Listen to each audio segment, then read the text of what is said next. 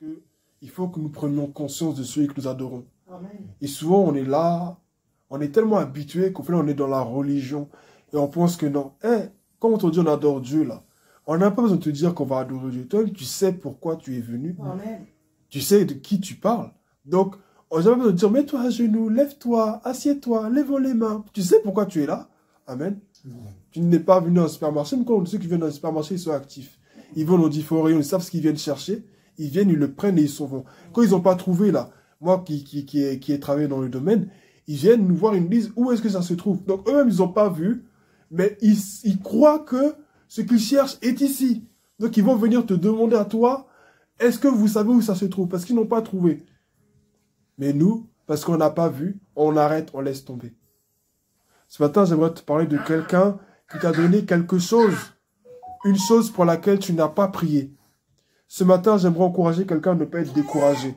Parce que Dieu nous a donné quelque chose pour laquelle on n'a pas prié. Donc, Jean chapitre 3, verset 16, il dit, « En effet, Dieu a tant aimé le monde qu'il a donné son Fils unique afin que quiconque croit en lui ne périsse pas, mais ait la vie éternelle. » Le mot ce matin qui saute comme à mon visage de la parole de Dieu, c'est le mot « donner ».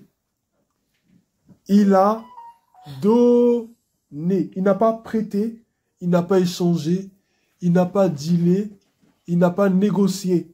Il a donné. Hier, j'étais là dans ma chambre, et puis je sais pas, il y a ce personnage qui m'est venu une pensée comme ça, qui me disait, mais c'était quoi déjà, si je me rappelle bien? Ah, je l'avais, j'ai un peu de la paix, elle me dit que ça me reviendra. En tout cas, il a donné. Voilà, merci Seigneur. Personne ne l'a obligé à se donner, mais il s'est donné lui-même. Amen. Amen. Personne ne lui a pris sa vie, mais il l'a donné. Il a dit, personne ne prend la vie, c'est moi qui la donne. Pour nous montrer en fait qu'il a fait de plein gré, il a fait par choix en fait. Ce n'est pas que quelqu'un est venu dire, si tu ne donnes pas, il va se passer, et puis qui peut lancer un ultimatum à Dieu de toutes les façons. Mais il a donné ça volontairement. Voilà, merci Seigneur de me rappeler vraiment la pensée ce matin. C'était un acte volontaire. Amen. Amen. Le sacrifice de Jésus, c'était un acte volontaire. Il aurait pu ne pas le faire. Hein.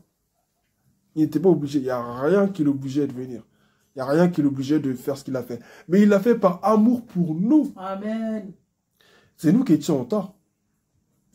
Mais il l'a fait comme si c'était lui qui était en tort. Et il s'est rabaissé au plus bas pour que nous... C'est pour ça. Des fois, par rapport à certaines relations, des fois, quand tu regardes à Jésus, franchement, ça rend humble. Quand tu regardes à ce que Dieu a fait, vraiment, ça rend humble. Parce que tu dis, mais il n'était même pas obligé. Le gars, bon, excusez-moi. Dieu, il est au-dessus de tout. Il est Dieu, il est parfait, il est saint. Mais qui? Il doit à qui? Il doit à qui? Il ne doit à personne. Il ne doit rien à personne. Mais il a fait comme si il nous devait. Il a fait comme si c'était nous qui étions les maîtres et lui l'esclave. Il a fait comme si c'était nous les créateurs et lui la création. Jésus s'est vraiment abaissé. Des fois, on ne mesure pas l'acte que Jésus a fait. Et on est là avec des prières, Seigneur, je vais être comme toi. Mais est-ce qu'on sait que ça signifie être comme Dieu, être comme Jésus? Souvent, on pense en miracle, je vais être puissant, mais c'est pas ça. Le plus haut niveau, le plus haut degré de la manifestation de la puissance de Dieu, c'est l'amour. C'est pas autre chose, hein. Faut pas dire, non, je ne fais pas de miracle, donc c'est faux. Beaucoup de personnes font des miracles, là. C'est pas de Dieu, c'est pas au nom de Dieu qu'ils font les miracles.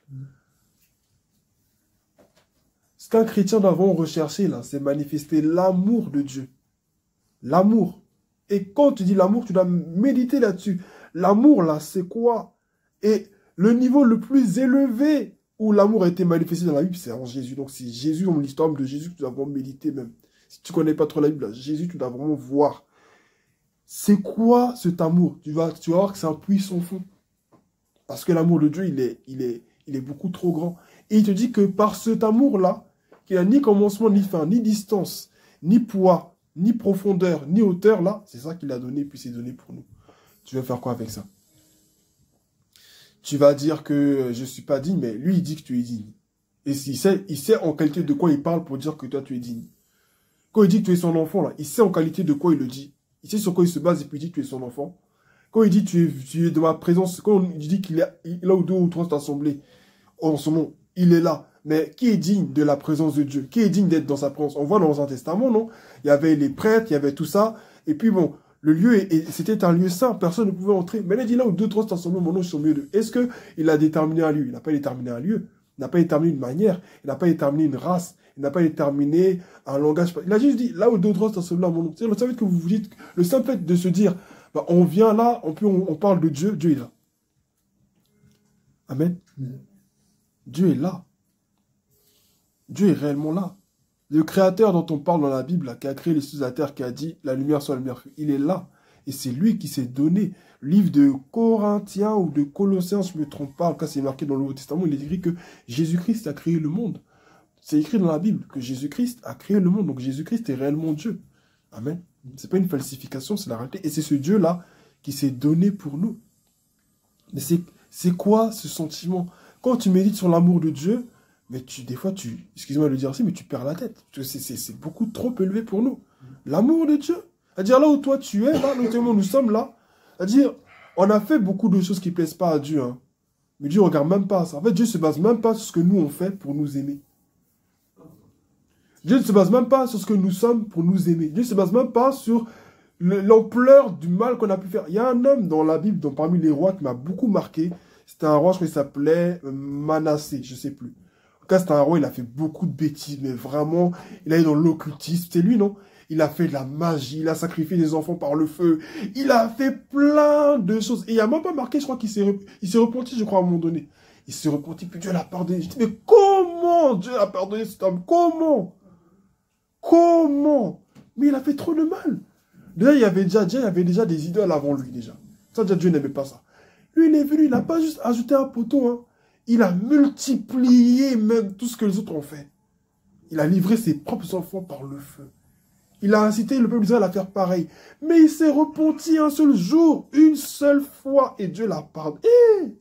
Dieu. C'est quel Dieu nous on joue comme ça? Et puis toi, Dieu va te... Bon, je comprends, parce que des fois, on se dit, bon, on est sale, donc bon. Mais quand tu mesures l'amour de Dieu, en fait, ça fait peur, en fait. Ça fait même peur, ça inspire même de la crainte au final. Ça inspire même de la crainte. Quand tu penses vraiment à l'amour de Dieu, comme le Seigneur nous parle du point ce matin, ça inspire même de la crainte. Tu dis, mais comment je vais sortir là, je fais encore quelque chose de mauvais? Non, Dieu m'aime trop. Dieu m'aime trop pour que je fasse quelque chose de bizarre. Dieu m'aime trop pour que là, je sois au téléphone, je fais une discussion. Non, Dieu, en fait, tu regardes à l'amour de Dieu, mais tu ne peux pas être pareil. C'est pas possible que ta conscience, ton esprit, c'est pas l'amour de Dieu. Alléluia. Amen. Alléluia. Amen. Est-ce qu'on y réfléchit? Ce matin, je veux pas que tu prennes la Sainte Seine parce qu'il faut prendre la Sainte Seine. Hein? Ce matin, là, ce que tu as mangé, ce que tu vas boire, là, c'est l'amour de Dieu. Amen. L'amour de Dieu manifesté en chair. C'est pas ça, nous, on dit amour, amour, entre hommes et femmes, puis demain, ils divorcent, puis demain, ça se bagarre. Chacun est dans sa chambre, ça fait dos à dos, et puis on se parle pas, on est des amis. Hier, on a vécu nos 4 sont ensemble, puis demain, parce que l'autre m'a trahi, il n'est plus là. Non! Dieu, il n'est pas comme ça. Hein? Dieu n'a pas besoin qu'on l'aime pour qu'il nous aime. Ça, il faut qu'on le comprenne. Dieu n'a pas besoin qu'on le prie pour qu'il nous aime. Amen. Dieu n'a pas besoin qu'on soit fidèle pour qu'il nous aime. Amen. Dieu n'a pas besoin que tu t'engages, que tu fasses des promesses. C'est pour ça, l'amour de Dieu, là, c'est pas basé sur nous, c'est basé sur lui. C'est sa nature. Il n'a pas besoin d'être aimé pour aimer. Il n'a pas besoin que... Non, Dieu, il aime. Naturellement, il est comme ça, il aime. Quand il a créé l'homme, là, c'est par amour aussi. Donc, quand il a vu que l'homme a fait le mal, là, il sait que à partir du moment où il crée un être, cet être est libre de faire des choix. La preuve, Lucifer s'est révélé, non? Dans le ciel, Lucifer s'est révélé, il a emporté une partie des anges avec lui. Mais si Lucifer, qui était un ange, qui était dans la perfection totale, dans le ciel, a fait quelque chose de bizarre, c'est pas Adam qui n'allait pas faire quelque chose de bizarre, donc Dieu savait qu'Adam peut-être allait potentiellement, tôt ou tard, faire quelque chose peut-être qui n'allait pas lui plaire. Voilà pourquoi Dieu l'a mis à l'épreuve. Allez hop, arbre de la connaissance du bien et du mal. Ne touche pas. Mais il sait quand tu vas dire ne touche pas, tu auras la tentation de toucher. Mais en même temps que Dieu a prévu l'épreuve, il a prévu aussi le moyen d'en sortir. Nous dit la Bible aussi. Dieu a tout prévu, tout est écrit dans la Bible. C'est pourquoi Dieu n'était pas surpris. Dieu n'a pas dit, oh Adam, tu as péché. Oh, je suis déçu. Non. Oh, je suis choqué. Oh, Adam, tu as péché. Oh, mais je ne savais pas. Mais Ève, qu'est-ce que tu as fait? Mais je croyais que tu allais être l'aide d'Adam pourtant. Non. Amen. Dieu n'est pas surpris. L'amour de Dieu. L'amour de Dieu. Ce matin, je veux que tu médites profondément là-dessus. Il ne faut pas prendre la Sainte Seine parce qu'il faut prendre la Sainte Seine. Hein. Sinon, ce n'est pas la peine. On va la laisser là et puis chacun va repartir sans. Ça ne vaut pas la peine. Ce matin, je veux que tu prennes conscience, alléluia, Amen, de l'amour de Dieu pour toi. Et ma soeur, tu es une princesse devant Dieu. Amen. Mon frère, tu es un prince devant Dieu. Tu n'es pas rien. Si quelqu'un te dit que tu n'es rien, dis-lui, tais-toi, tu ne sais pas de qui tu parles. Amen. Tu ne sais pas de qui tu parles. Nous pensons être rien parce qu'on dit nous ne sommes rien. Nous ne sommes rien? Non, nous ne sommes pas rien. Peut-être sans Dieu, peut-être, oui. Même si nous n'avons pas Dieu dans notre vie à ses yeux, nous ne sommes pas rien. Parce qu'il est venu à la croix pour nous.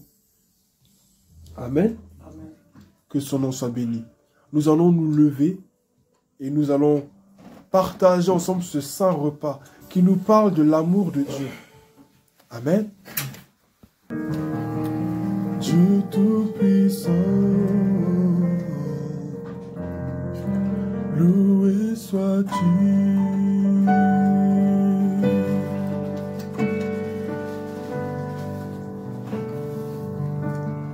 Un si grand miracle, un don si précieux, chantons-le ce matin. Ta mort à la Pâque nous ouvre les yeux. Ton salut remplace ma condamnation. Ma condamnation, mon péché s'efface par ta rédemption. Loué sois-tu, Dieu Tout-Puissant. Loué sois-tu.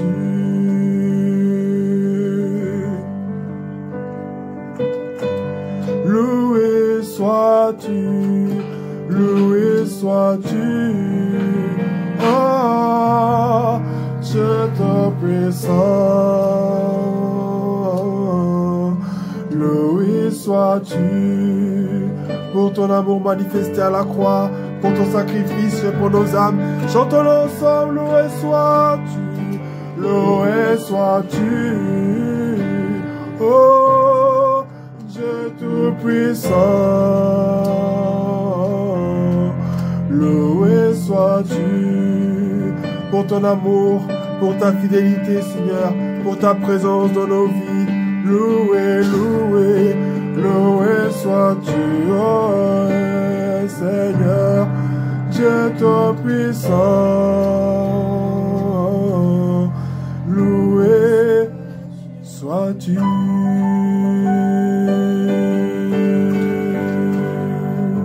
Merci pour ton sacrifice à la croix, de t'être donné toi-même pour nous.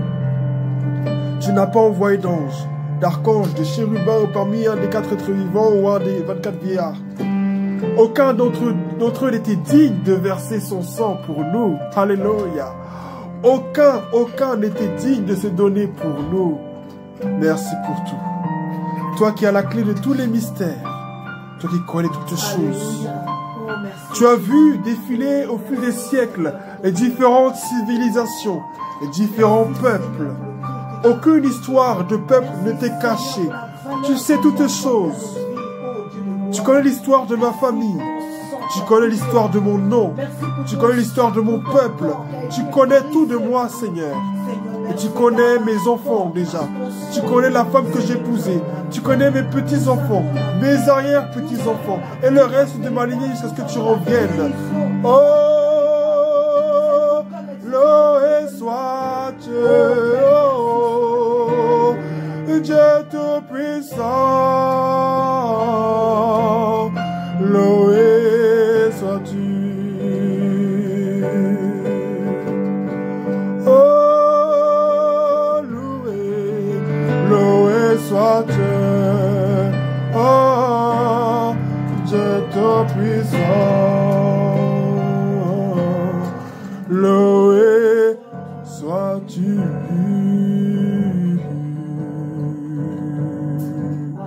Merci pour ton sacrifice à la croix, Seigneur.